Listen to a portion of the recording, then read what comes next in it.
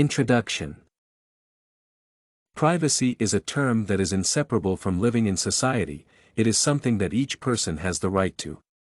During life, each individual learns what it means to have privacy, to be able to freely keep to themselves, and have a sense of personal space. In a similar vein, they learn that people besides them have their own private lives and that this fact should be respected. In the constantly interconnected world of today, many people also raise concerns about online privacy, as an extension of people's usual freedoms. However, the questions of privacy and personal security come into a much brighter light when one discusses them in the context of government intervention and monitoring. The Department of Homeland Security, or the DHS for short, is an organization in the United States that is tasked with preventing cases of terrorism and protecting the citizenry from potential threats. This organization is important to the discussion of privacy, as it mainly operates by gathering data on people and examines the population for any potential danger. In an online sphere, this often means investigating private conversations, gathering biometric and personal data other companies collect, as well as attempting to coerce people into sharing as much of their personal lives with the government. The practice of data collection, as well as DHS's general access to people's information, is a heavily debated topic. Some argue that the privacy of individuals and the potential implications of unrestricted data access is more important in this discussion, while others debate that national security and safety must come first. In this discussion, my personal position leans more towards the latter, as I feel that the protection of the many against potential threats should always come first, regardless of the data that will be collected to reach that goal. To support this assertion, the topic of privacy online will be discussed, as well as the kinds of potential dangers that can come from the Internet. Privacy in online spaces and access to data. Privacy has long since been a big part of the Internet sphere. During its inception, the World Wide Web was considered a part of counterculture, a space free from government interference or unnecessary monitoring. The freedoms and options that were presented to people online have facilitated the quick growth of Internet technology, as well as defined the outlook many hold on it today.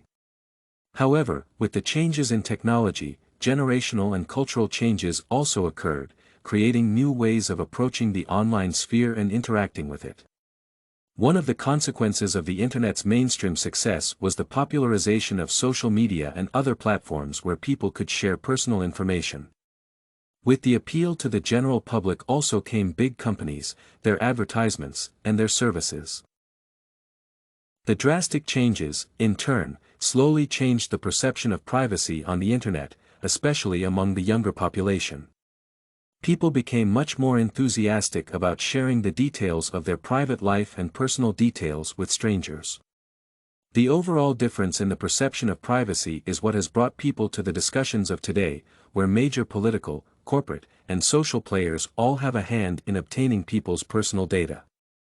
In regards to the DHS, this means that the work of obtaining information about individuals has become much easier over the years, and the increasing catalog of information collected from users further simplifies this job. Potential dangers to public security. Extremists. It is no secret that people of all kinds gather on the Internet. With spaces attracting a different variety of individuals, there exists a space for any person to find a community of likely-minded strangers. This tendency, however, cannot be always seen as positive.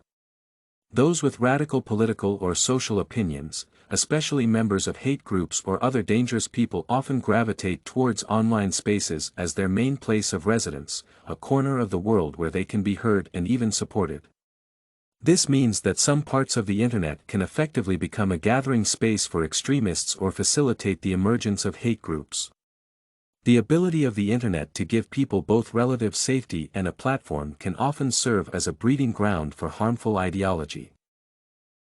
In these cases, it might be necessary for the government or other affiliated organizations to interfere or monitor the activity of such groups, both as a way to better understand their development and as a necessary precaution against their activity.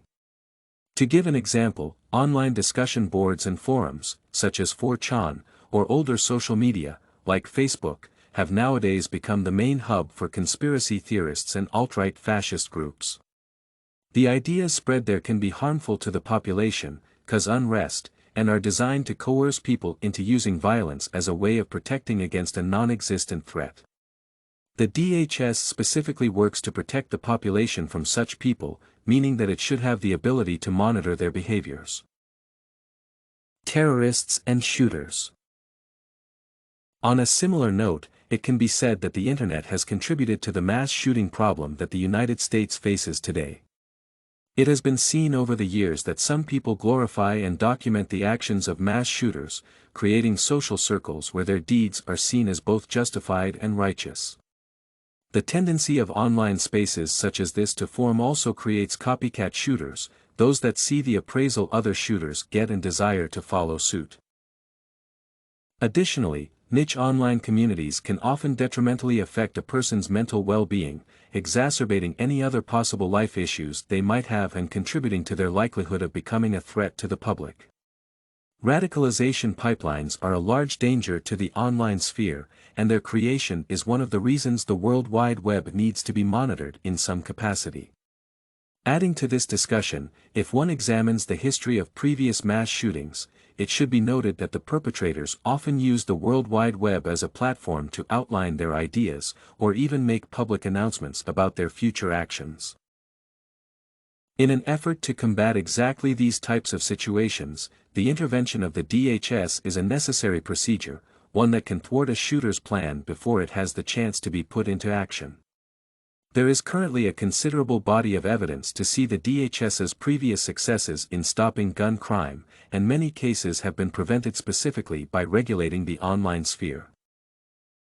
Conclusion. In closing, it can be said that the topic of online privacy and security is both extremely important and difficult to approach, making it all the more crucial to find an approach most people can get behind. In allowing the DHS to monitor and keep track of online activity, the freedoms of individuals are sacrificed for the benefit of the majority. As society operates on the basis of making as many people as possible safe, secure, and happy, the use of special services to protect the population can be justifiably called necessary. You can find this and many other essay samples on our website, studycorgi.com.